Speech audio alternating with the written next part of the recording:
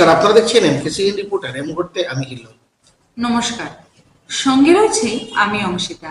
বিস্তারিত খবরে যাওয়ার আগে দেখে নিচ্ছি আজকের সংবাদ শিরোনাম।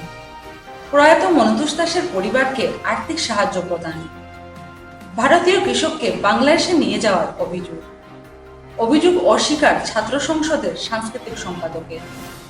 ডায়রিয়া প্রতিরোধ অভিযানের অংশ হিসেবে সরকারি হাসপাতালে সভা। দেশবন্ধু চিত্তরঞ্জন দাসের ১১০তম প্রয়াণ দিবস। দীপঙ্কর ঘোষের উপন্যাস পুষ্কর এক প্রেম কথার উদ্বোধন। বিদ্যাভারতী সঙ্গীত কলাকেন্দ্রের উদ্যোগে সমাবর্তন অনুষ্ঠান।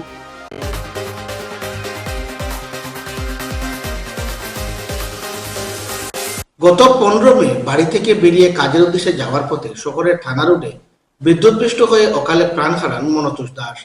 মঙ্গলবার এপিডিসিএল-এর পক্ষ থেকে 4 লক্ষ টাকার চেক তুলে দেওয়া হয় নিহতের পরিবারের হাতে।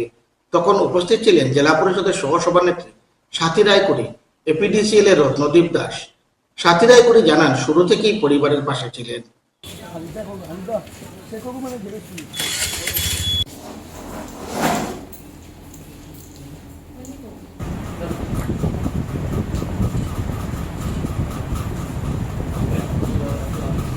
গত 15 মে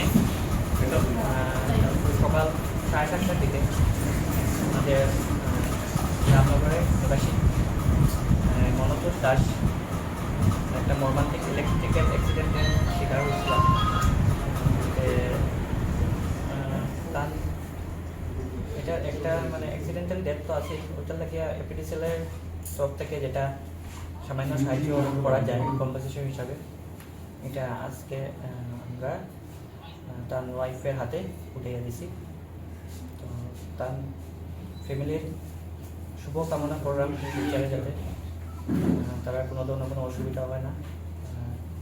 একটু যদি কিছু হেল্প লাগে এটা আমরাও করতে ইচ্ছুক, যতটুকু পার্সোনালি করা যায়। কত টাকা এখন তাদের এপিডিসিএল তরফ থেকে 4 লাখ টাকার একটা চেক হাতে দেওয়া হয়েছে। আপনারা সবাই জানেন, আমার গত 15 মে যে রামনগরের যে মনতোষ দাস তাদের যে মর্মান্তিক একটা দুর্ঘটনা ঘটল, এটাতে ওনার যে প্রাণহানি ঘটলো, এটার লিগে যে আমরা তখন গুয়াহাটিতে আসলাম। গুয়াহাটি থেকে আওয়ার পরে আমরা ওনার সাথে দেখা করি, এরপরে তারা ডাকিয়ে আনি যাতে আমরা তারা হেল্প করতে পারি, যেহেতু আমার জেলা পরিষদ সমস্যার অন্তর্গত পড়ছে এটা। তারা যখন লইয়া যায় তখন গিয়া দেখি তারা কোনো কাগজপত্র কোনো কিছু রেডি না।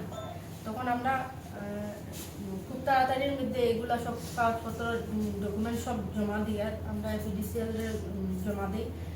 এর ফলস্বরূপ আজকে এই 4 লাখ টাকার যে চেকটা আজকে এসডিও সাহেবকে তুলে দিতে সক্ষম হই।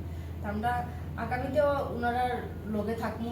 আর এই অর্থরাশি পাওয়া দিতে আমরা এপিডিসিএল যত এসডিও সাহেব, এজিএম, সিও আর যত আধিকারিক আছেন সবাই যথেষ্ট হেল্প করছেন। তাছাড়া আমার জেলা আয়ুক্ত প্রদীপ ত্রিবেদী, পাঠক স্যার, আরও ডিসি অফিসের আধিকারিকরা যথেষ্ট সাহায্য সহযোগিতা করছেন।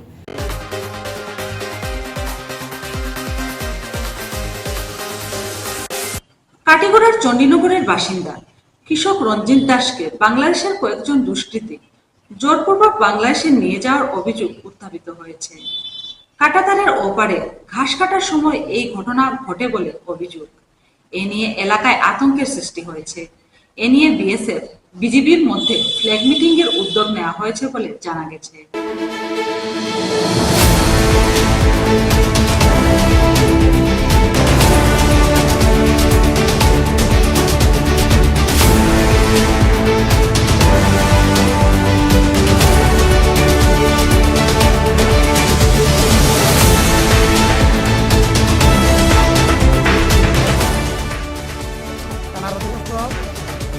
পার্ক পিণ্ডকাল অঞ্চলের বর্ডারে একটা ঘটনা ঘটেছে। আমাদের পিণ্ডকাল অঞ্চলের রঞ্জিত দাস নামে একজন দরিদ্র কৃষক তার কৃষির কাছে গিয়েছিল বাংলাদেশ সংলগ্ন অঞ্চলে ফেন্সিংয়ের বাইরে।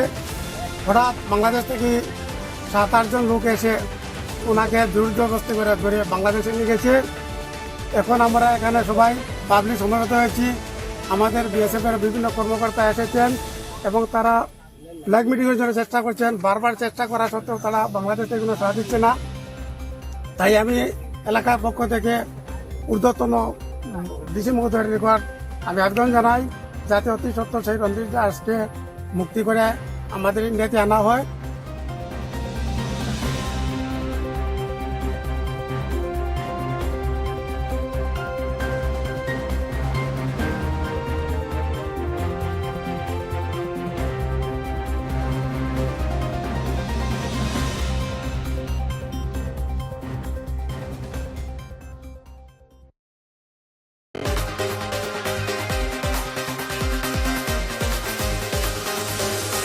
অর্থের বিনিময়ে ছাত্রদের করিমগঞ্জ কলেজে ভর্তি নিয়ে তার বিরুদ্ধে উত্থাপিত অভিযোগ অস্বীকার করেছেন করিমগঞ্জ কলেজের ছাত্র সংসদের সাংস্কৃতিক সম্পাদক প্রীতম দাস। তিনি জানান তাকে উদ্দেশ্য প্রণোদিতভাবেই ফাঁসানো হয়েছে। এর সঠিক তদন্তের দাবি জানিয়ে কলেজের অধ্যক্ষের কাছে একটি স্মারকলিপিও প্রদান করেন। আমার নাম প্রীতম দাস।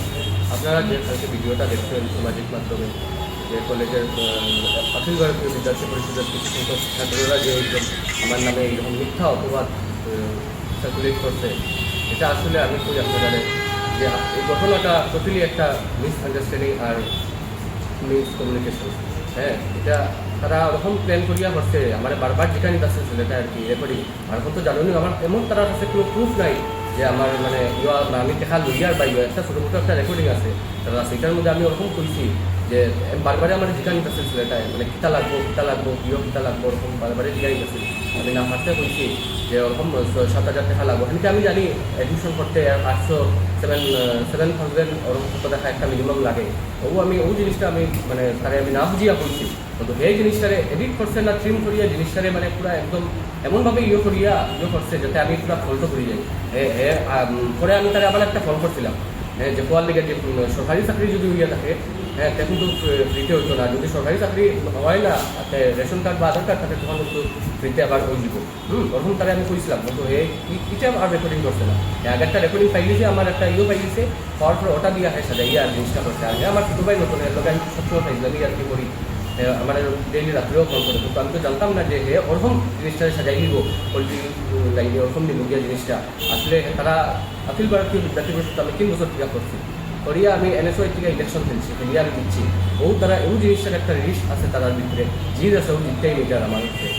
আর আমি কিছু বলতে পারলাম না। আমি কলেজ কর্তৃপক্ষ আছে এখানে বললাম দিব যে আমার এরকম ওরকম দিন তারা আমার সামাজিক মাধ্যমে এরকম করিয়া আমার যে বানাইছে ওটার আমি একটা বললাম দিব প্রিন্সিপালের কাছে।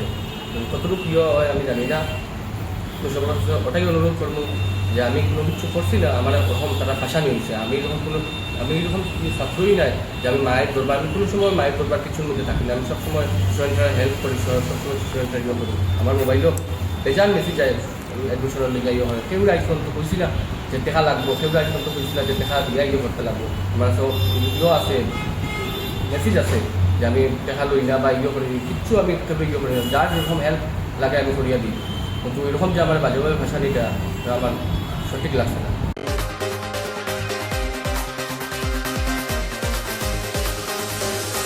একটা বিজ্ঞাপন বিরতির পর আবার ফিরছি, সঙ্গে থাকুন।